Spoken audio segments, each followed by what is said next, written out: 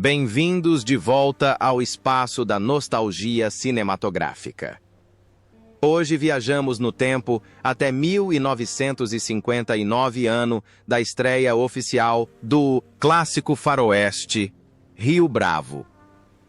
A obra-prima de Howard Hawks não só causou furor nas bilheterias, como também gravou na mente dos espectadores uma história de coragem, camaradagem e redenção, em meio a uma cidade fronteiriça repleta de perigos. Rio Bravo não era apenas um faroeste repleto de tiroteios, era um hino épico sobre pessoas imperfeitas que encontram uma maneira de lutar por justiça. Mas por trás desses personagens clássicos, do bravo xerife ao delegado bêbado que busca sua dignidade, estavam atores com destinos reais repletos de reviravoltas inesperadas. Mais de 60 anos se passaram e o tempo cruel deixou marcas diferentes em suas vidas. Alguns se tornaram monumentos, imortais, outros mergulharam na solidão extrema, e outros ainda tiveram que interromper sua jornada em trágica agonia. Silenciemos nossos corações para relembrar a tumultuada trajetória dos atores que criaram a alma de Rio Bravo. Dean Martin, como Cara. Em Rio Bravo, o personagem Dude, ou Borrachão o Bêbado, foi um dos papéis mais marcantes e profundos da carreira de Dean Martin, aos 42 anos.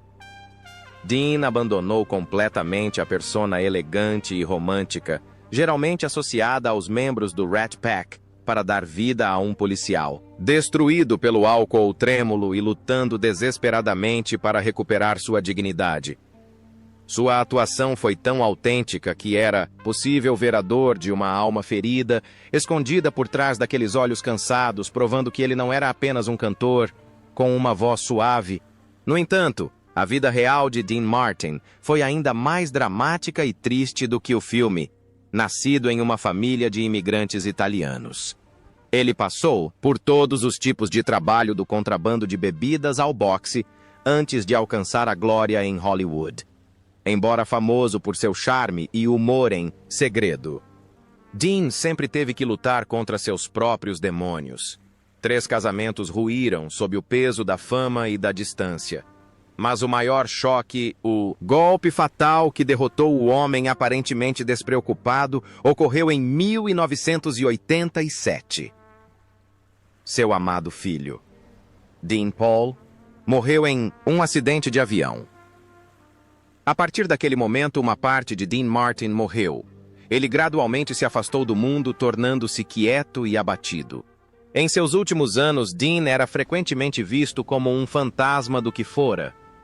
Costumava sentar-se sozinho em restaurantes de Beverly Hills, vestindo seu terno característico, comendo e bebendo em absoluto silêncio. Recusava-se a conversar, vivendo recluso, atormentado pela dor da perda do filho, uma dor insuportável. A imagem de Dean, encontrando redenção nos filmes, contrastava completamente com sua resignação na vida real. A jornada do Rei do Cool chegou ao fim no Natal de 1995.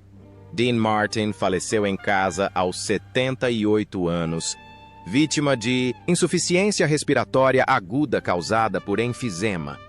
Partiu em silêncio, deixando uma enorme fortuna, mas também um vazio imenso nos corações dos fãs que sentiam falta de uma estrela solitária. John Wayne como xerife John T. Chance. Ao assumir o papel do xerife John T. Chance, aos 51 anos, John Wayne reafirmou sua posição como ícone da masculinidade americana. Chance era um herói exemplar, íntegro, firme e orgulhoso. Ele não lutava sozinho, mas reunia os mais fracos para combater o mal, demonstrando uma liderança, que era ao mesmo tempo autoritária e humana. Para John Wayne, esse papel não era apenas o de um xerife, armado, mas a personificação da lealdade e da honra, valores que ele sempre buscou nas telas de cinema. No entanto, o homem por trás daquele distintivo era muito mais complexo e controverso. A vida de John Wayne foi uma série de controvérsias, intermináveis desde casamentos tumultuosos e forte dependência de álcool e cigarros até visões políticas extremistas. Ele era um ferrenho. Anticomunista, apoiou a lista negra de Hollywood e fez declarações chocantes sobre questões raciais que corroeram sua imagem de cowboy americano aos olhos de muitos. Mesmo assim, ele permaneceu o Homem Marlboro do cinema, um monumento imponente que, amado ou odiado, o mundo ainda tinha como referência. Sua ilustre carreira de mais de 170 filmes teve um preço: sua saúde. Wayne lutou como um verdadeiro guerreiro, não apenas nos sets de filmagem, mas também contra o câncer agressivo, consequência de décadas fumando 5 maços de cigarro por dia. Essa batalha foi tão árdua e dolorosa quanto qualquer tiroteio em que ele tenha participado. Em 11 de junho de 1979, o ícone do Velho Oeste deu seu último suspiro em Los Angeles aos 72 anos, após o câncer metastatizar para o estômago. Seu túmulo permaneceu sem lápide por 20 anos até que as palavras feo fuerte e formal feio forte e dignificado foram esculpidas. Um resumo conciso, porém completo, da vida de uma lenda controversa. Ricky Nelson, Como, Colorado. Ryan. Ao participar de Rio Bravo, Ricky Nelson tinha apenas 19 anos. Um ídolo adolescente com boa aparência e voz doce. O papel do jovem ágil e leal, pistoleiro colorado. Ryan ajudou Ricky a se desvencilhar do rótulo de garoto da porta ao lado e provar seu talento como ator colorado no filme. Era um jovem promissor perigoso, mas confiável, representando a talentosa nova geração do Velho Oeste. Mas a vida real de Ricky Nelson foi uma tragédia de fama precoce. Nascido em uma família prestigiosa de Hollywood, Ricky foi lançado aos holofotes, ainda criança. Sua carreira musical chegou a explodir, rivalizando até mesmo com a de Elvis Presley, mas a invasão britânica e as mudanças de tendências dos anos 60 o transformaram em um artista decadente enquanto ele ainda era muito jovem. A vida pessoal de Ricky mergulhou em amargas batalhas de divórcio, dívidas crescentes e dependência de drogas para aliviar sua solidão. Em seus últimos anos, Ricky Nelson lutou desesperadamente para recuperar a antiga glória. Fez turnês por pequenas cidades apresentando-se em palcos vazios, tentando se agarrar aos aplausos do passado. Mas o destino reservou um final cruel para o outrora príncipe do rock and roll, em 31 de dezembro de 1985, em um voo para Dallas para uma apresentação de Ano Novo. Seu avião pegou fogo e caiu no Texas. Ricky Nelson, junto com sua noiva e banda, pereceram no terrível incêndio. Ele partiu com apenas 45 anos, deixando para trás uma carreira incompleta e uma lembrança assombrosa do preço da fama para estrelas mirins. Ward Bond, como Pat Wheeler, em Rio Bravo. Ward Bond interpretou Pat Wheeler, o leal e velho amigo do xerife. Chance, embora seu tempo em tela não tenha sido extenso, a presença de Pat Wheeler, com sua aparência robusta e sorriso afável, criou uma sólida âncora emocional no filme. A morte repentina desse personagem na tela chocou o público e, ironicamente, serviu como um presságio arrepiante para o próprio destino de Ward Bond na vida real. Pouco tempo depois, por trás daquela aparência rude e forte, Ward Bond viveu uma vida repleta de dor física e solidão. Um acidente de carro em 1939 deixou sequelas permanentes em sua perna, fazendo com que ele sofresse dores constantes ao longo de sua carreira de mais de 200 filmes. Ele era um homem de trabalho, dedicando-se inteiramente à atuação, mas sem ter uma família completa. Bond nunca se casou, não teve filhos, e frequentemente se envolvia em conflitos acirrados com colegas devido ao seu temperamento explosivo e suas visões políticas conservadoras. A solidão parecia ser sua companheira mais fiel. A conexão entre seu papel e sua vida é digna de reflexão no cinema. Ele morreu devido à covardia do inimigo, enquanto na vida real sucumbiu ao fardo de seu próprio coração. No auge da fama com a série de TV Wagon Train, a jornada de Ward Bond chegou a um fim abrupto. Em 5 de novembro de 1960, ele sofreu um ataque cardíaco fulminante e faleceu em um hotel, em Dallas, aos 57 anos. Seu amigo íntimo, John Wayne, o acompanhou em sua última jornada, encerrando a vida de um grande, porém solitário ator de personagens, Walter Brennan, como Stumpy. Ninguém consegue esquecer Stumpy, o velho carcereiro manco com a voz rouca característica em Rio Bravo. Aos 64 anos, Walter Brennan transformou esse personagem na alma do filme, um velho rabugento, porém absolutamente leal e extraordinariamente corajoso. Stumpy arrancou risos e lágrimas comoventes, tornando-se um dos papéis mais marcantes desse ator que ganhou 3 Oscars. O talento de Brennan era inegável. Ele conseguia incorporar qualquer tipo de papel com excelência. No entanto, o verdadeiro Walter Brennan era uma figura contrastante, repleta de controvérsias. Por trás do humor na tela, havia um homem extremamente conservador e desconfiado.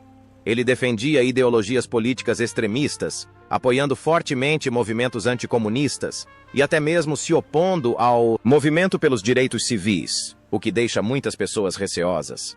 Hoje em dia, Brennan vivia em constante ansiedade com as mudanças nos Estados Unidos, a ponto de estocar armas em um bunker em sua casa por medo de tumultos. Ainda assim, não se pode negar sua persistência com a arte e sua fidelidade em um casamento que durou mais de 50 anos. Uma raridade em Hollywood. Ele trabalhou arduamente apesar dos problemas de saúde da velhice. Mas, eventualmente, seu corpo sucumbiu ao tempo e ao vício do cigarro. Em 21 de setembro de 1974. Walter Brennan faleceu na Califórnia aos 80 anos devido a complicações da doença pulmonar obstrutiva crônica, DPOC. Ele partiu deixando um enorme legado cinematográfico e uma grande fortuna, mas também deixando em aberto questões sobre a fronteira entre o talento artístico e as convicções pessoais de um ser humano. Harry Carey Jr. como Harold. Harry Carey Jr. chegou a Rio Bravo no papel de Harold, um cidadão gentil da cidade. Um papel pequeno, mas simbólico, como filho de uma lenda do cinema e protegido do diretor John Ford. Harry Carey Jr. parecia ter nascido para pertencer ao Velho Oeste.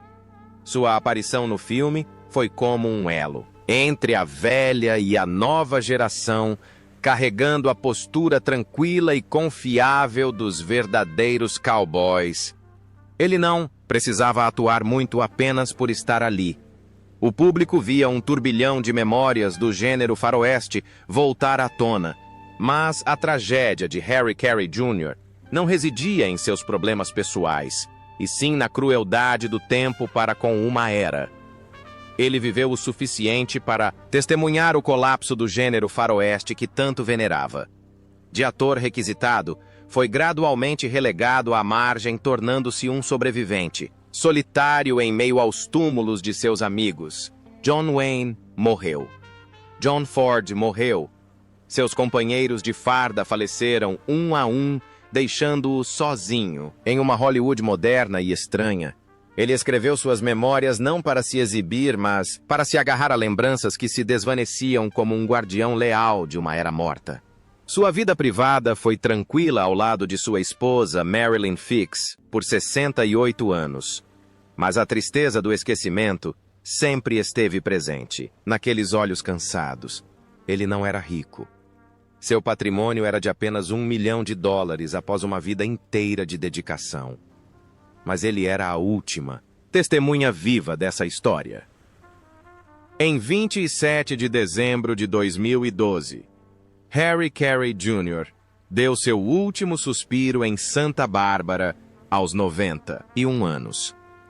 Sua partida não foi apenas a morte de um ator, mas o ponto final oficial da era de ouro dos cowboys no cinema, fechando completamente a porta do Velho Oeste em nossas memórias. John Russell como Nathan Burdett. Se Joe Burdett era o incêndio, seu irmão, Nathan Burdett, interpretado por John Russell, era o iceberg frio e aterrorizante.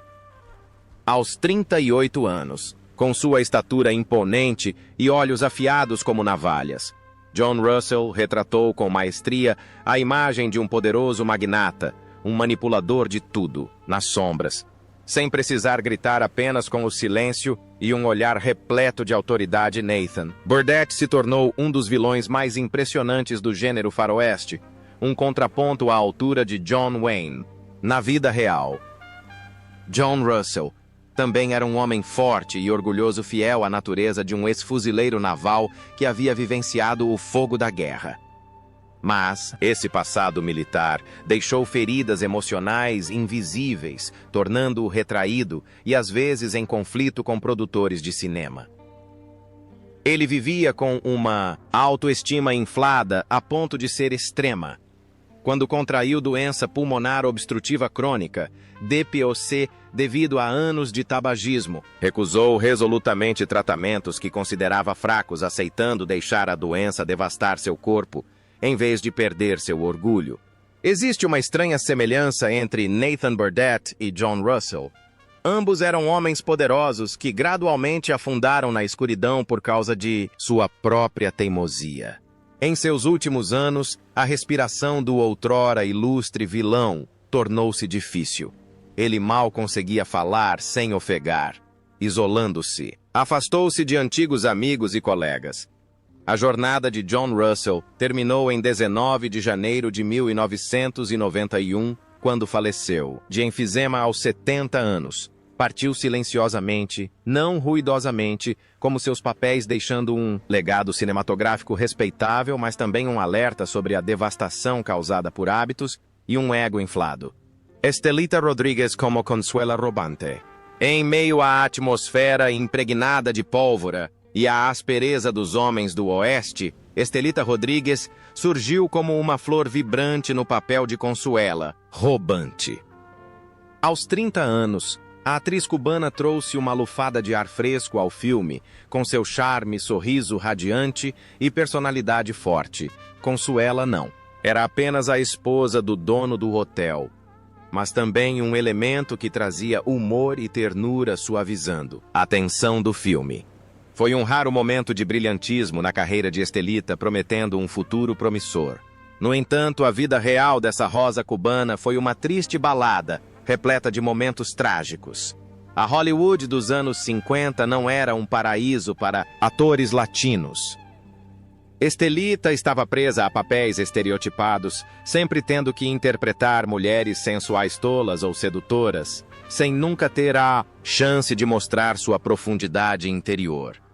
Uma carreira sem futuro somada a 4 casamentos fracassados corroeu sua alma.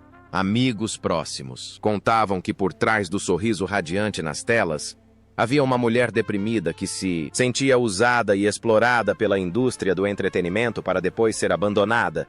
O ápice da tragédia chegou cedo demais e de forma repentina. Em 12 de março de 1966, apenas um dia antes de seu 38º aniversário, Estelita Rodrigues foi encontrada morta em sua casa na Califórnia. A causa da morte nunca foi claramente divulgada, dando origem a uma série de rumores sobre suicídio ou overdose de drogas em um ato de desespero. Sua partida deixou um vazio doloroso e um patrimônio modesto de menos de $500 mil. Estelita foi como uma estrela cadente brilhando intensamente em Rio Bravo, apenas para desaparecer rapidamente na escuridão do esquecimento e da extrema solidão. Pedro González González, como Carlos Robante. Em Rio Bravo, Carlos Robante, o dono do hotel gentil-falante e extremamente entusiasmado. Era uma fonte inesgotável de alegria para o público. Pedro González. González, então, com 34 anos, usou seu charme inato e estilo de atuação eloquente para dar vida a um papel coadjuvante. Carlos não era apenas um personagem cômico, mas também a personificação da lealdade e da humanidade na dura fronteira. O sorriso de Pedro No filme brilhava como o sol escondendo as dificuldades de um destino que o impulsionava desde a base da sociedade. A vida de Pedro foi um conto de fadas de resiliência. Nascido na pobreza e analfabeto, ele teve que cantar nas ruas com sua família para sobreviver, dia após dia, até que a sorte lhe sorriu através de um programa de TV. No entanto, Hollywood foi tão cruel com ele quanto com Estelita. Ele foi estereotipado em papéis de mexicanos engraçados e bobos por décadas. Contudo, ao contrário de muitos colegas, Pedro nunca deixou a amargura invadir sua alma. Ele aceitou a realidade com um incrível espírito de otimismo, valorizando cada oportunidade de aparecer diante das câmeras, por menor que fosse o papel. Ele era um homem de grande valor sentimental, fiel à sua única esposa por toda a vida e que sempre manteve a fé na vida. Pedro não era rico em dinheiro, mas era rico no amor do público. Ele provou que não é preciso ser o protagonista para brilhar. A jornada desse adorável palhaço chegou ao fim em paz no dia 6 de fevereiro de 2006, Pedro Gonzalez. Gonzalez faleceu em casa aos 80 anos em decorrência da idade avançada.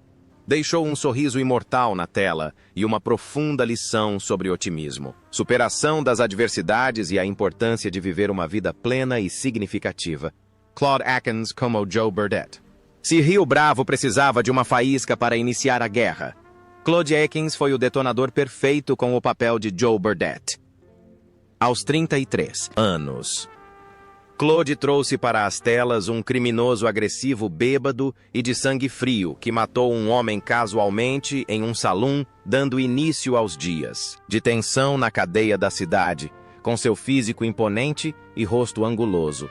Joe Burdett representava uma ameaça constante, um vilão típico que fazia o público odiá-lo e temê-lo devido à sua brutalidade visceral. Ironicamente, o homem que se especializou em interpretar vilões era na vida real um cavalheiro surpreendentemente exemplar. Claude Akins possuía um intelecto aguçado e um coração bondoso, mas sua aparência rústica fez com que Hollywood o rotulasse em papéis de vilão ou personagens grosseiros ao longo de sua carreira. Certa vez ele brincou amargamente: "Sou o desconhecido mais bem pago de Hollywood", referindo-se às suas aparições em centenas de filmes, enquanto raramente era reconhecido pelo nome como uma verdadeira estrela. Mesmo assim, ele nunca deixou que essa falsa aura o cegasse. Claude escolheu uma vida tranquila, evitando escândalos e mantendo um casamento feliz de 42 anos com sua esposa Teresa. Algo raro em meio às tentações glamourosas. O contraste entre o papel e sua vida é a prova de seu talento excepcional como ator. Enquanto Joe Burdett destruía a felicidade alheia, Claude Akins dedicou sua vida a cuidar do lar e a viver com bondade. Mas nem mesmo esse homem tão saudável conseguiu escapar das leis da vida e da morte. Últimos anos lutou silenciosamente contra um câncer agressivo, sem proferir uma palavra de queixa. Claude Akins faleceu em 27 de janeiro de 1994 em sua casa, aos 67 anos. Partiu nos braços de seus entes queridos, foi sepultado no prestigiado cemitério Forest Lawn, deixando um legado imenso de papéis e uma lição de humildade para um vilão com um coração santo.